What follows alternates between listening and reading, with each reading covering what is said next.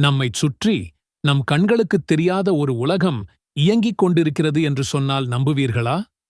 அந்த உலகத்தின் விதிகள் பற்றியும் அதன் குடிகளைப் பற்றியும் பேசும் ஒரு அத்தியாயம் குரானில் இருக்கிறது. இது வெறும் ஆவிகள், பூதங்கள் பற்றிய அமானுஷ்ய கதைகள் அல்ல.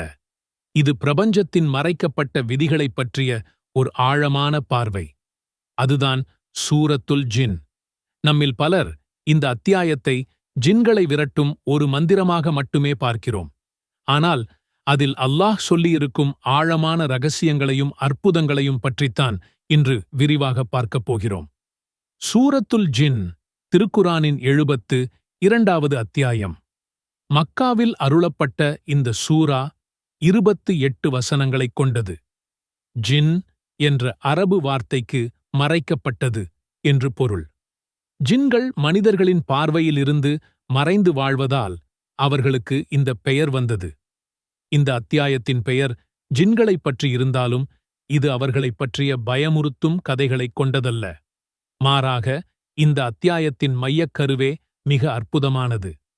ஜின்களில் ஒரு குழுவினர் நபி ஸல்லல்லாஹு அலைஹி வஸல்லம் அவர்கள் குரானை ஓதுவதைக் கேட்டு அதன் சத்தியத்தை உணர்ந்து இஸ்லாத்தை ஏற்றுக்கொண்ட ஒரு வரலாற்று நிகழ்வை இது விவரிக்கிறது. நினைத்துப் பாருங்கள், மக்காவுக்கும் டாய்ஃபுக்கும் இடையிலுள்ள நக்லா என்ற பள்ளத்தாக்கில் நபி ஸல்லல்லாஹு அலைஹி வஸல்லம் அவர்கள் சுபஹ் தொழுகையை நடத்திக் கொண்டிருக்கிறார்கள்.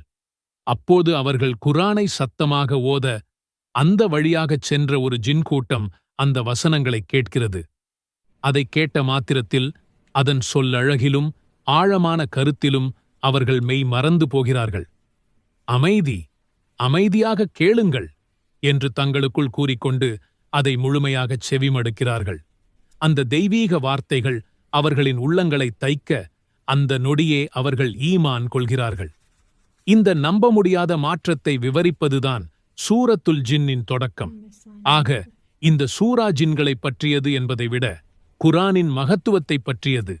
அதன் ஈர்ப்பு சக்தி மனிதர்களை மட்டுமல்ல, மறைவான படைப்புகளையும் எப்படி ஈர்க்கிறது என்பதைப் பற்றியது. ஜின்களைப் பற்றி நம் மக்கள் மத்தியில் பலவிதமான கட்டுக்கதைகளும் தவறான நம்பிக்கைகளும் இருக்கின்றன. ஆனால் இஸ்லாம் அவர்களைப் பற்றி மிகத் தெளிவாக விளக்குகிறது. ஜின்கள் என்பவை அல்லாஹ்வால் படைக்கப்பட்ட ஒரு தனித்துவமான படைப்பு. மனிதர்களை களிமண்ணிலிருந்தும் வானவர்களை ஒளியிலிருந்தும் படைத்த அல்லாஹ் ஜின்களை புகையில்லாத நெருப்புக் கொழுந்திலிருந்து படைத்தான். இதை குரான் பல இடங்களில் உறுதி செய்கிறது.